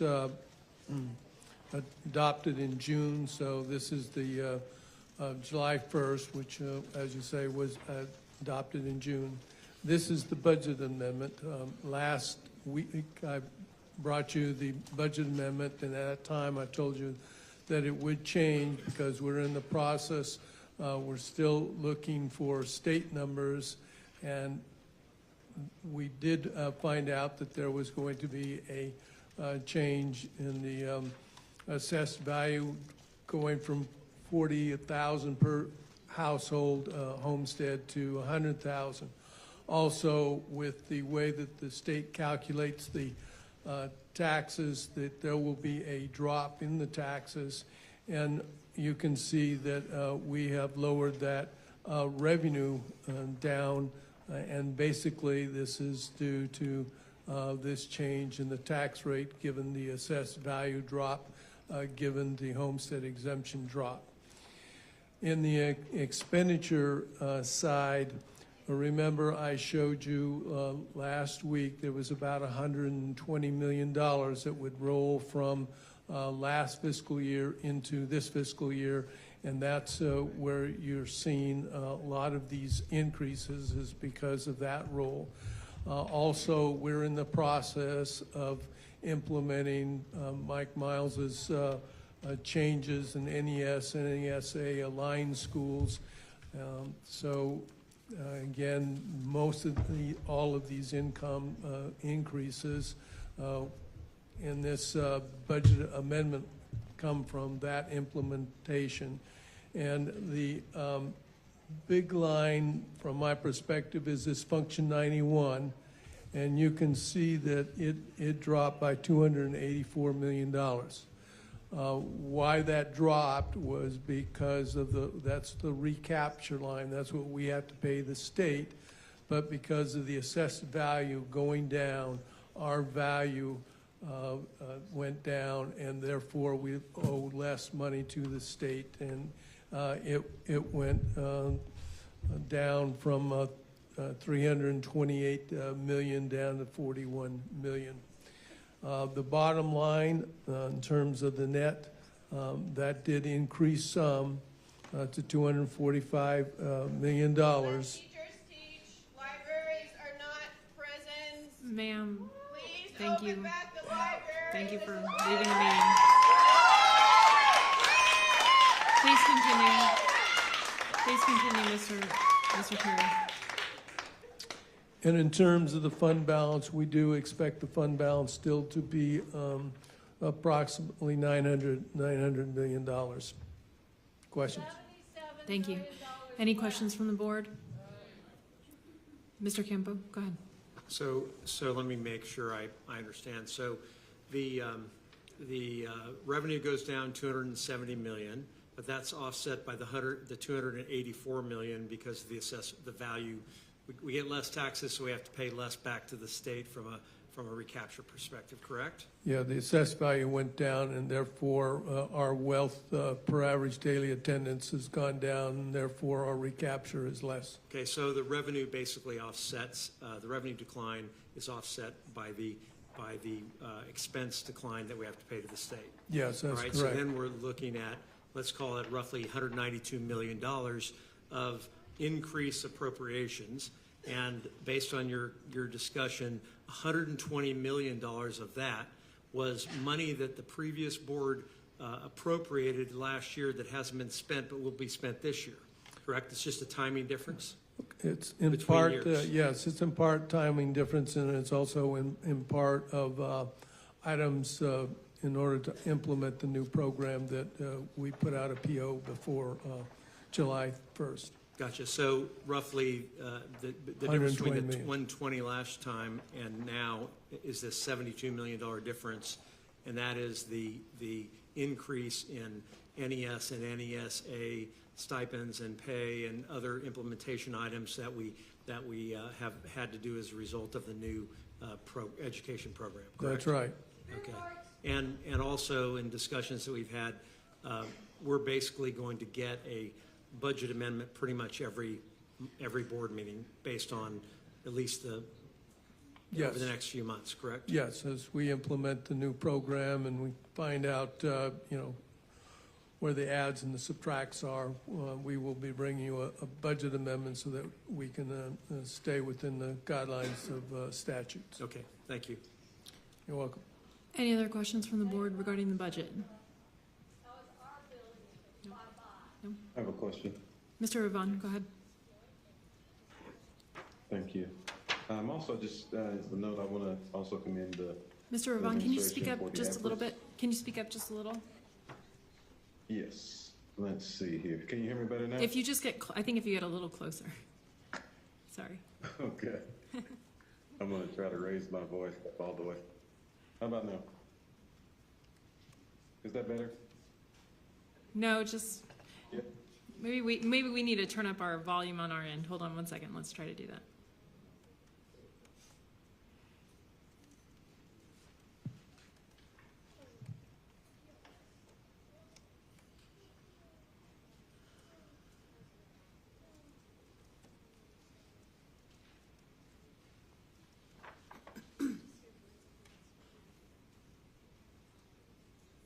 Go ahead. Mr. Yvonne, I think we're all set. Go ahead. Great. So first, let me commend the administration for the work and the efforts that have been put in regarding hiring. I'm pleased to support that effort, and I'm also just excited that we're going to start the year in a better position than we have in a long time. So kudos to the administration for that.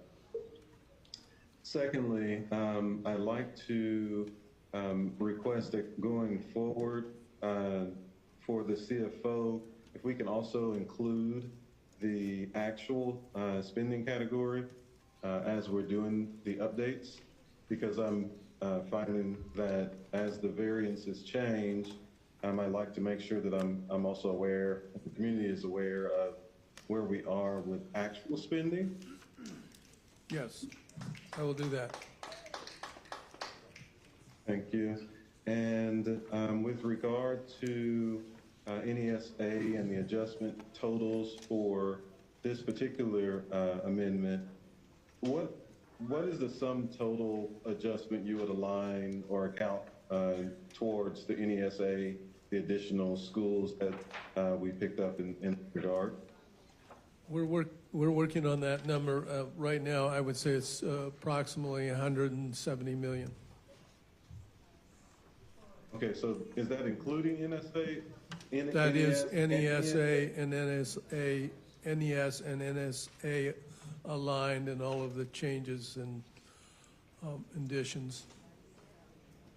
Got it. So we went from 100 to now 170. So roughly the additional schools are somewhere between 60 and 70 million for the additional amendment. Is that correct? Yes,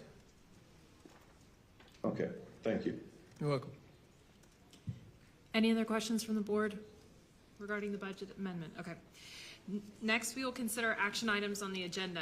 Board policy requires board members to abstain from all discussion and votes pertaining to contracts that might involve a conflict of interest. Board policy BBFA local defines a conflict of interest as any circumstance that could cast doubt on a board member's ability to act with total objectivity with regard to the district's interests.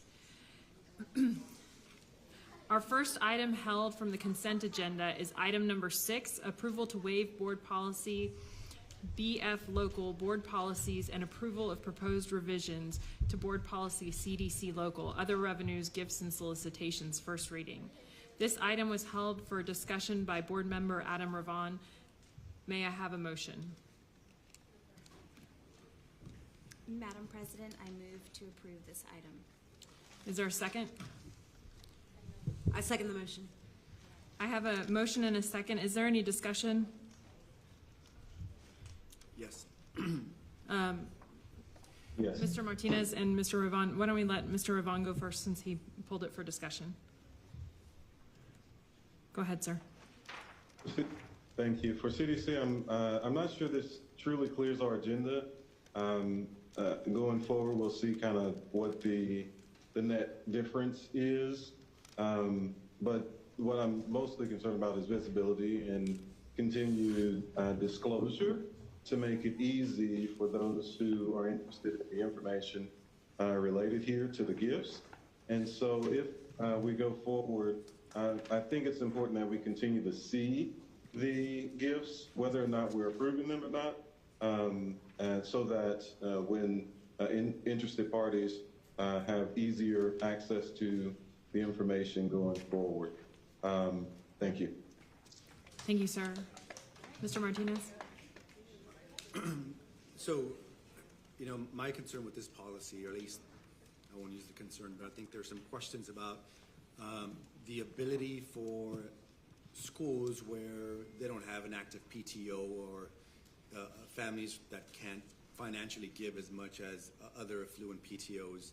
I know that the intent was to make it easy for them. What I'm going to ask for is that we revisit this policy in a couple months, maybe 3 or 4 months.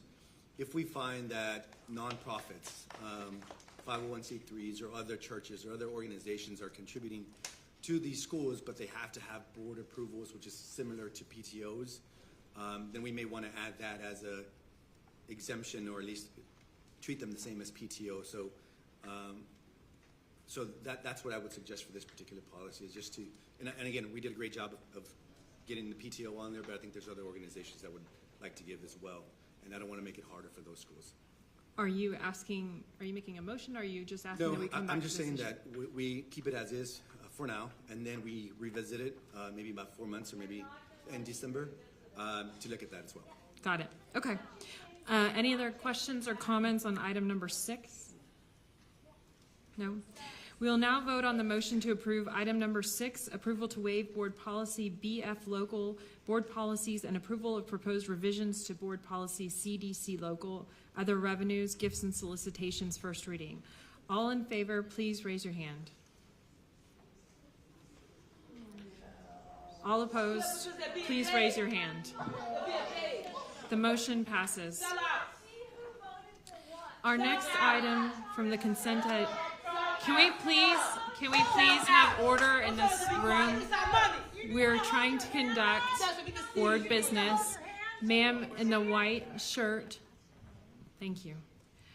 Our next item held from the consent agenda is item number 7, approval to waive board policy BF local board policies and approval of proposed revisions to board policy CH local, purchasing and acquisition, first reading. This item was held for discussion by board members Adam Ravon and Jeanette Garza-Lindner. May I have a motion?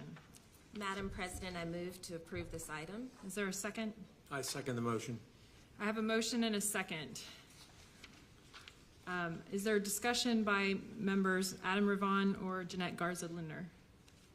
Ms. Garza-Lindner? My questions were resolved before this meeting. Thank I'm you. sorry? My questions were resolved before this meeting. Okay, Thank very you. good. Mr. Ravon? What was the question? What was the Mr. question? Vaughn. We have a right to know. Yes. The question was also resolved. We were able to receive from the administration information regarding the number of contracts that fall within the stratified amounts of 1 million to 2 million and 2 million and above. Those contracts come to about 180 contracts over the course of a year, which I believe is reasonable in regard to oversight for the board in spending from the administration. Thank you, sir. This policy is important because it's used to govern and also used to continue to keep close tabs on the spending in the district. I believe that by adjusting it to 1 million from 2 million, we've also gotten to a place where we relieve the administrative sort of burden of managing the contracts. Thank you. Thank you. Any other comments or questions from the board? Mr. Martinez? I do have a question, Superintendent Miles. I know we talked about efficiencies in our last meeting. Can you provide a little bit more specifics about what efficiencies we're looking to gain with this particular request? Sometimes we have to move fairly quickly, and because some of the contracts that approach us are time sensitive, and we'll be transparent about it, of course. But in order to move forward, for example, you've got information on the types of contracts that we have. We're a big district, so even the curriculum that we spend is a lot of money, right? It's over $1 million just in curriculum. And so, for example, when we wanted to get the school year started off with some of the curricular items, those are contracts that we need to spend right away, and it's hard to wait a month and then have them delivered on time for the start of school. That's just one example, but there's other examples like that. So transparency, yes, but efficiency also. What? Can you spell it, Miss? So as I said, you looked at some other policies, and districts are a little bit all over the place depending on their size, their fund balance. There's a lot of things, and again, this is just for community education as well. What kind of processes do we have in place to make sure that we're spending correctly within our district? Yeah, so there's several. I mean, we talked tonight about budget amendments coming before the board every month. Financials are coming before the board every month. We're going to do variance every month as the large line items. We have an audit committee that's going to be looking at this every month or every couple months. I don't know how often you are going to meet. We have a financial auditor already in place that's already conducting an audit of our finances. So there's going to be a lot of transparency and safeguards around how we spend money. Did you say so? So, can we please? Is there a child in the middle who's screaming out? Can we please? We are doing, it is about children, that's right. Ma'am, this is a warning to you, ma'am, in the pink. Please stop, or I'll have to ask you to leave the meeting. We're trying to conduct board business about our children in HISD. We need to move this meeting forward, and we need to move on with questions from the board. We appreciate your compliance. Thank you. So, to your point, Superintendent Miles, about transparency, when I spoke last Thursday, I talked about the importance of that. So first, thank you for listening to us with reduction from 2 million to 1 million. I think the other piece that I stated was about reporting mechanism. So here's what I would like, and this is where, Ms. Katasha, I may need your help with this one. So I would like to make a motion to amend the policy from a reporting perspective, and I took the example of policy BDD, which is the one related to litigation approvals. And I believe BDD is asked to report quarterly. And so I would ask that perhaps we report quarterly as well on this particular piece. So the way I kind of made up the motion, tell me if I'm wrong, Ms. Katasha, and if it's the right time. So I would like to make a motion to add this to the policy, which is the superintendent and/or his or her designee shall furnish a quarterly report to the board of all district solicitation purchase costs or aggregates between $250,000 to $1 million. And if we can have that on a quarterly basis. Again, just taking the example of board policy, BDD, I think that's a way to be transparent with our community. And then also I would say this, when I've spoken to communities, it's been helpful for me to have these things because I've been able to tell people that today on the consent agenda, there's a request for a $3 million purchase for library books.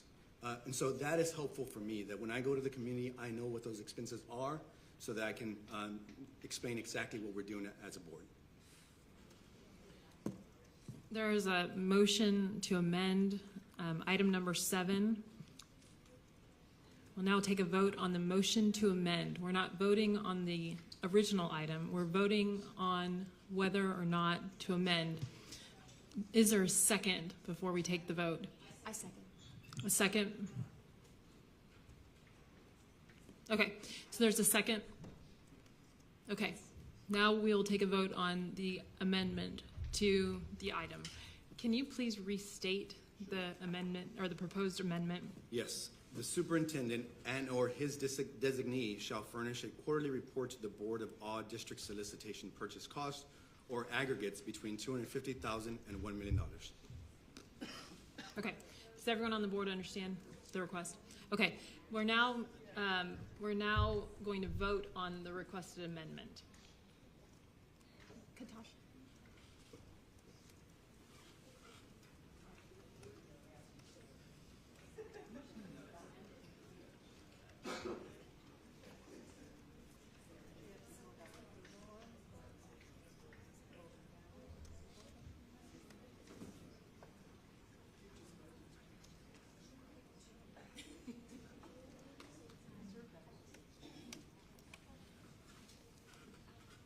All right, folks, just to be clear, we're voting on the amendment to the item.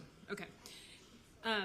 All in favor of amending item 7 to include the language that Mr. Martinez just stated, please raise your hands.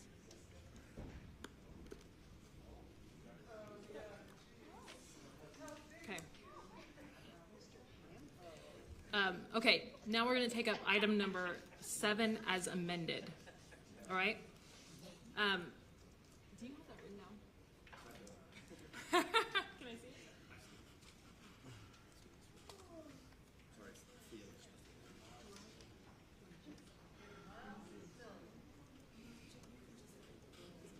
Oh, okay. We'll now vote on the amended item number 7. All in favor, say aye. Raise your hands. Aye. Aye.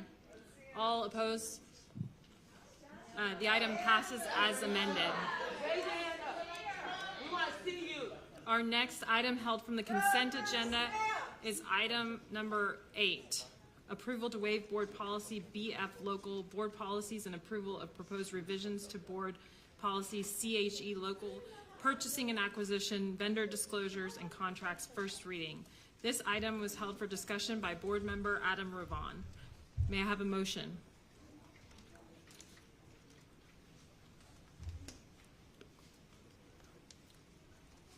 Is there a motion? So I'll make a motion. Do I have a second? I'm abstaining. Second? I'll second it. Nope. I have a motion and a second. Is there any discussion? Mr. Ravon, would you like to discuss this matter? It's item number 8. Mr. Ravon, can you hear me? Oh, we cannot hear you. Are you on, maybe on mute? Or maybe we can't hear you. Oh, you're muted, I think. No further discussion. Oh, go ahead. No further discussion. Okay, we will now vote on the motion to approve item number 8, approval to waive board policy. Oh, I'm sorry. Any other discussion? We'll now vote on the motion to approve item number 8, approval to waive board policy BF local board policies and approval of proposed revisions to board policy CHE local purchasing and acquisition, vendor disclosures and contracts, first reading. All in favor, please raise your hand. Adam, Are you raising your hand over there? I can't see. Thank you. You may lower your hand. All opposed, please raise your hand. Thank you. The motion passes.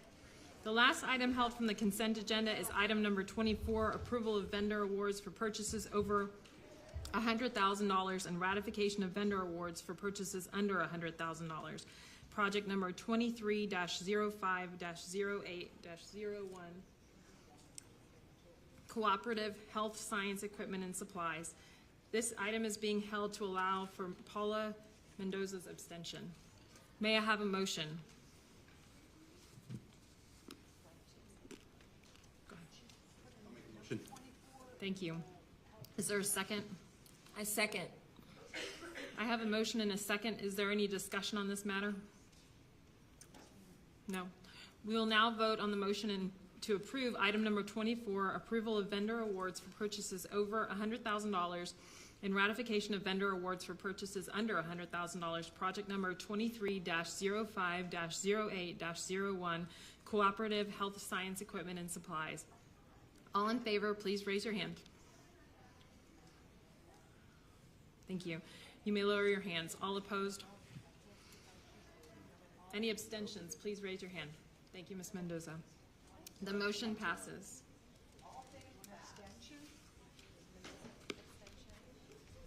Do I have a motion to approve the minutes of the special board meeting held on June 8th, 2023, the agenda review meeting held on June 15th, 2023, and the regular board meeting held on June 22nd, 2023? Madam President, I so move. Thank you. Is there a second? I second the motion. Thank you. I have a motion and a second. Is there any discussion? All in favor of approving June minutes, please raise your hand. You may lower your hands. No opposed. Thank you. The motion passes. We are now ready to consider the remainder of tonight's agenda. Do I have a motion to approve the balance of tonight's agenda by consensus? Madam President, I so move. Is there a second? I second. I have a motion and a second. Is there any discussion? Mr. Ravon, your hand is raised. Are you? I'm not sure if that is that a vote. I just hadn't fallen back down. Okay, no worries.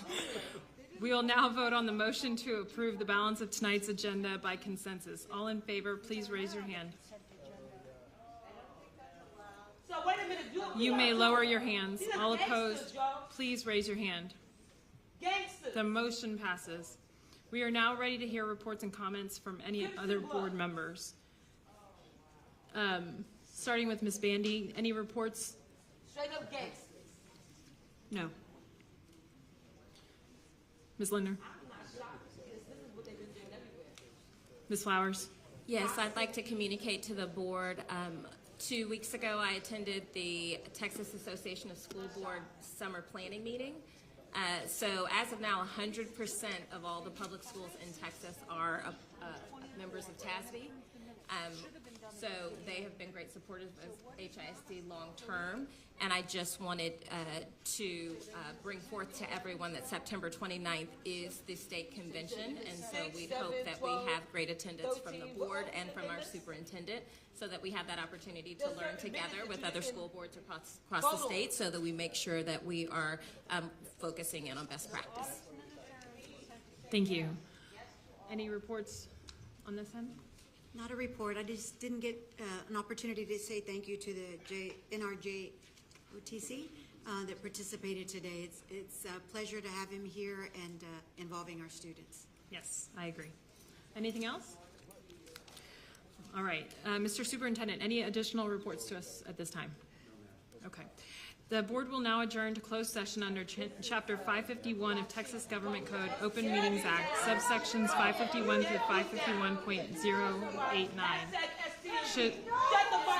Should board final action, vote, or decision... Ma'am, please. Should board final action, vote, or decision on any matter considered in the closed session be required, such final action, vote, or decision shall be taken... Ma'am, that's ma'am in the... Yes. Ma'am, please. I'm trying. Or decision shall be taken at the open meeting covered by this notice upon the reconvening of this public meeting or at a subsequent public meeting of the board upon notice thereof. The board has adjourned to a closed session at 7:38 p.m. on August 10th, 2023. Sell out. Sell out. I love you. Thank you. You all have done nothing for the children of HISD. Shame! Shame! Shame! Shame! Shame! Shame! Shame! Shame! Shame on you! You lose your legacy! This is your legacy! This is your legacy! All money's not good money. Shame! All money's not good money, sellouts. You will pay.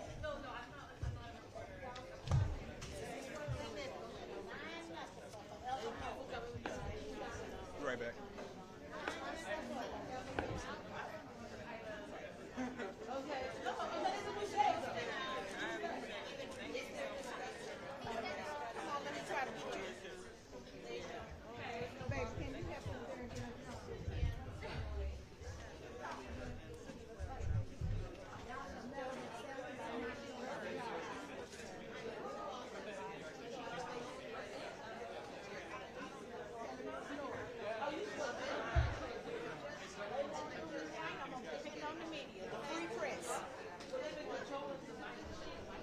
I hope y'all recording all of this.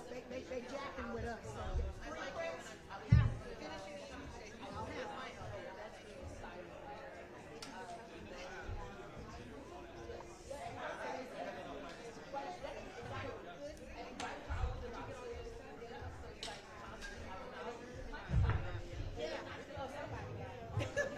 Somebody got it. Thank you so much, young man.